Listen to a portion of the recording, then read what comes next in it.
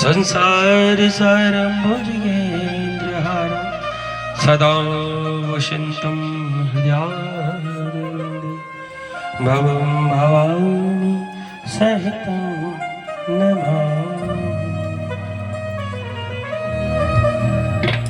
श्री वांके बिहारी तेरी आरती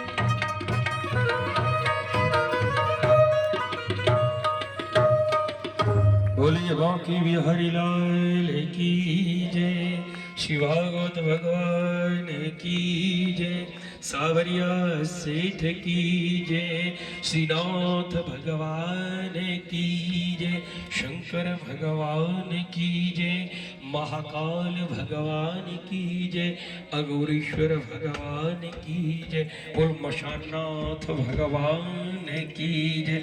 नमः पार्वती पते, हर हर महादेव, हर हर महादेव, हर हर महादेव। कल सभी लोग कथा का समय 1 बजे पधारेंगे।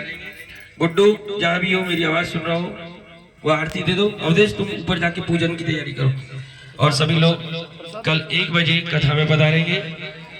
प्रसाद लेके हाँ, प्रसाद लेकर के जाएंगे, खाली हाथ कोई नहीं जाएगा। पहले एक बार आरती ले लेंगे, आरती के बाद में सभी लोग धीरे धीरे करके भागवत प्रसाद लेकर जाना है। जो भी पूजन करना चाहे वो भागवत जी के पास ऊपर जाकर के कंकु और चावल से पूजन करें। हरीश जी आपकी एब्सेंट है, आप चले जाएं। हाँ, क्योंकि पुरुष में आप अकेले मुझे नजर आ रहे हैं। उसके बाद में फिर माताएं धीरे धीरे जाएंगी, श्रीमद् भागवत जी पर पूजन करेंगे। कंकु अक्षत, कोई ये मत सोचना कि हाय रे ऊपर जाएंगे तो मैंने तो 5000 चढ़ाना पड़े, कोई बात नहीं, टेंशन नहीं रखनी। बोले बांके बिहारी लाल की जय। कल सुबह 10 बजे पूजन, 12:30 बजे भी पूजन, 1 बजे कथा। कथा का समय दोपहर 1 बजे से 4 बजे तक का रहेगा। किन्हीं कारणों से अगर विलंब होता है तो 4:30 अंतिम समय रहेगा। उसके बाद में कल श्री वामन भगवान की दिव्य झांकी होगी। 3 पग भूमि का दान की कथा रहेगी। कल विशेष श्री भगवान के वामन की झांकी रहेगी। तो सभी से मेरा आग्रह है कि अपने अड़ोस पड़ोस में सभी से कहें, बंधु बांधव इष्ट मित्र सबसे कहें। और खास बात एक और ध्यान रखें कि जिनसे आपका झगड़ा है, जिनसे आपकी लड़ाई हो गई है, जिनसे आपका बोलना बंद है, उससे जरूर कथा की कहें और उसको जरूर कथा में लेके आए। क्योंकि याद रखना, दोस्ती तो यहीं तक है, असली दुश्मनी तो ये यहाँ भी निभाएंगे और ऊपर भी निभाएंगे। क्योंकि कथा सुन के हम स्वर्ग में जाएंगे और वो इधर उधर कहीं चला गया तो दुश्मनी अधूरी रह जाएगी। तो उसको कहो कि प्यारे हम यहाँ भी लड़ेंगे और वहां भी लड़ेंगे, तो इसलिए उसको भी साथ लेके जाना है। तो सभी बड़े भाव से कल कथा में 1 से 4 के बीच में पधारेंगे। बहुत बहुत साधुवाद, धन्यवाद। बोले श्री कृष्ण भगवान की जय, राधे कृष्णा की जय, महाकालेश्वर महादेव की जय, गणपति महाराज की जय, सतगुरुदेव की जय।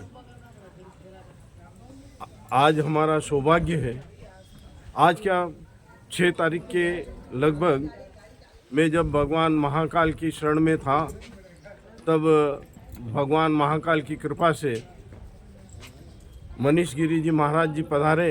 मनसा गिरी, हाँ, मनसा जी महाराज, और उनके साथ में गोविंद जी थे।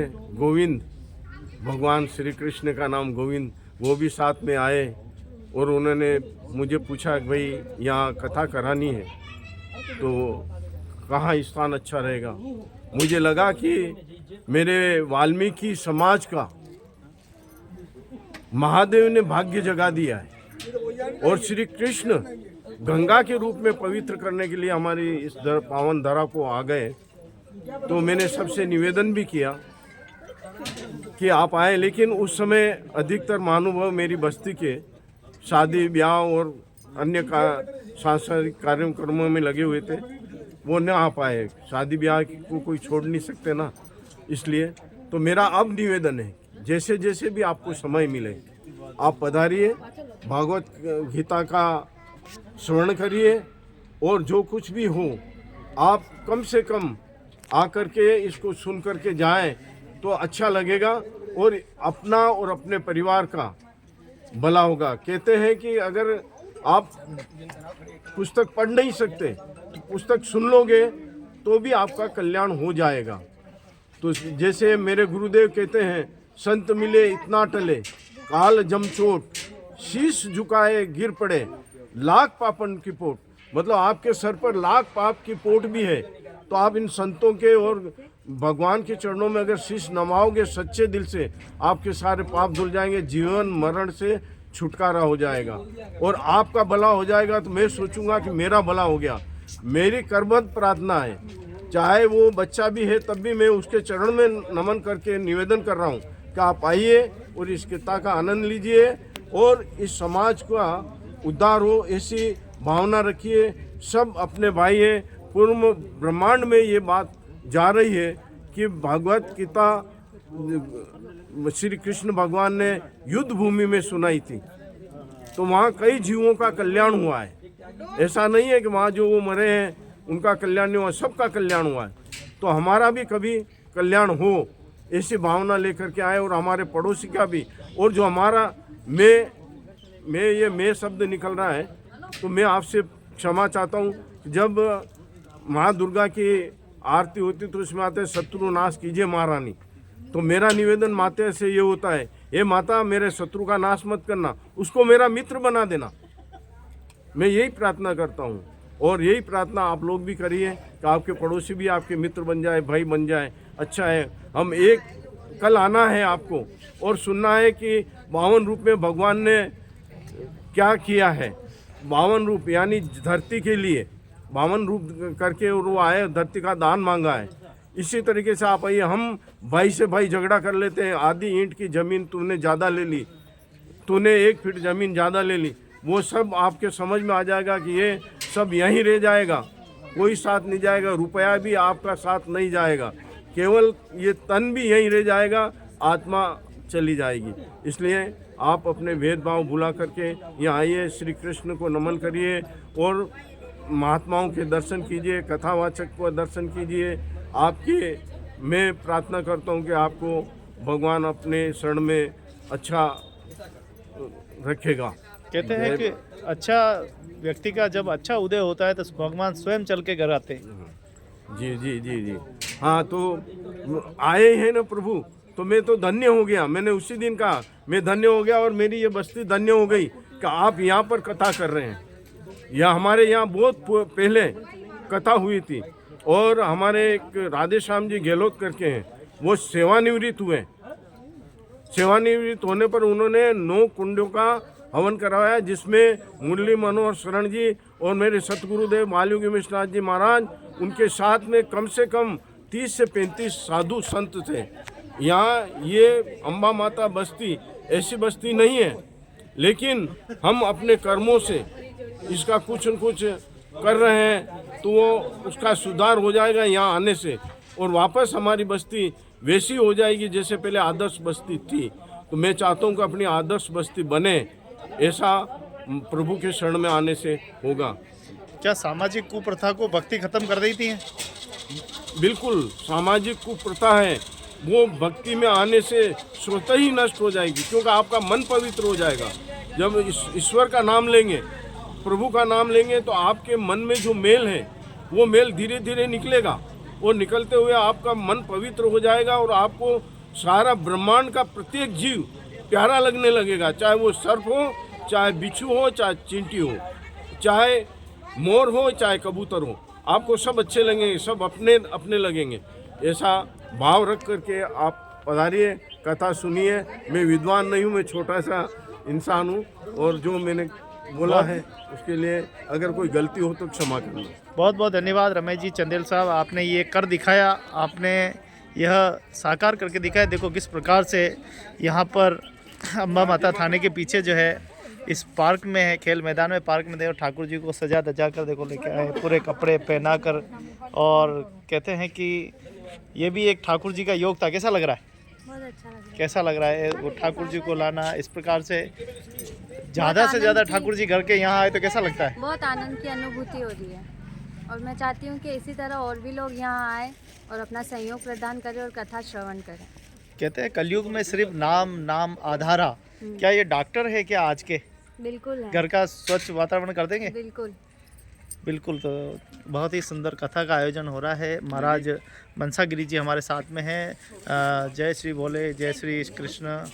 और देखिए हमारे हरी जी भाई साहब बड़े ही, देखिए प्रसाद देखिए कैसा सभी भक्तों को यहाँ पर। उसमें कैसा लग रहा है हरीश जी, सबसे पहले बताएं। परम आनंद।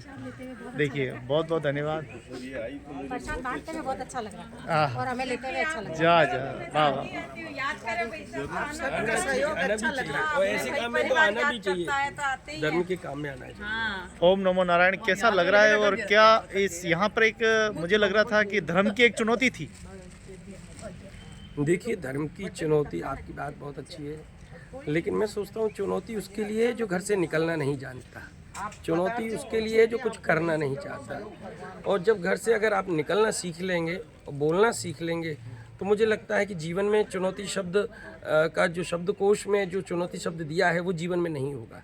बस खाली इतना प्रयत्न करना है कि कैसे भी करके एक बार हम घर से निकलना सीखें और कुछ करना सीखें, और करना और निकलना सीख लिया तो बहुत कुछ कर लेंगे।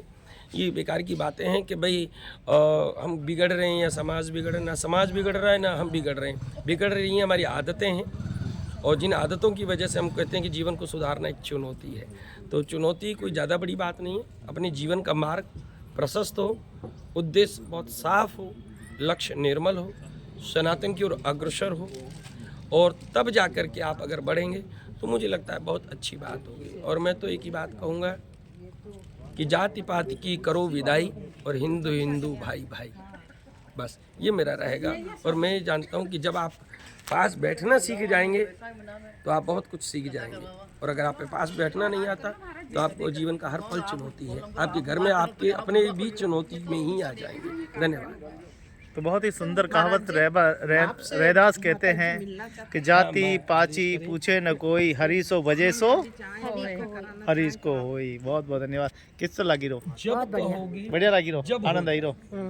और अब हमारा रमेश जी से परिचय हो गया। हाँ जी, अब ये मान के चलो इस कॉलोनी की चाबी हमारी चाबी वो है, वहाँ से जब वो ताला खोलेंगे हम यहीं आ जाएंगे। तो आप देख पा रहे हैं इस झीलों की नगरी, मेवाड़ की इस नगरी से अम्बा माता थाने के पीछे बॉलिंग बॉल पार्क वाल्मीकि बस्ती में ये पूरी कथा आयोजित हो रही है। और शेष 7 दिनों तक ये कथा चलने वाली, आज दूसरा दिन है और लगातार ये कथा जो है चलेगी। आप सभी इस कथा में ज़रूर पधारें, अधिक से अधिक संख्या में पधारें और इस कथा का आनंद प्राप्त करें। भगवान भोलेनाथ ने और भगवान श्री कृष्ण जी की कृपा से शायद इस कॉलोनी का कोई न कोई ऋण होगा, इसलिए ये कथा हो रही है। और हमारे आदरणीय चंदेल साहब जो कि इस समाज के भागीरथ कहे जाते हैं, मैं चाहता हूँ कि ऐसे सभी भागीरथ बने और अपने क्षेत्र में अच्छी से अच्छी कथा कराकर अच्छे से अच्छा धर्म की ज्योति जलाए और सामाजिक कुरीतियों को उखाड़ फेंके।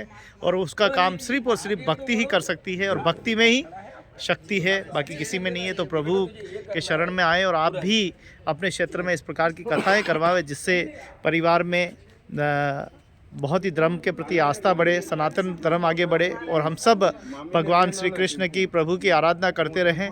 आप सभी को जय श्री कृष्ण, राधे राधे। आपका प्रेम स्नेह सदा मिलता रहे। इसी प्रकार से जय श्री कृष्ण।